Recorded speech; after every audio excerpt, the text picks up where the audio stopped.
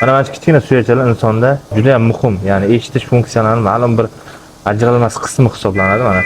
Bemorimiz 22 yoshda mana quloq pardasini ko'rishingiz mumkin. Tartibli erkak. Juda ham katta tezlikda olanyapti. Xudo xolasa endoskopik usulda yordam beramiz. Natijalarni ko'rsatamiz. Sin pero, sin pero, sin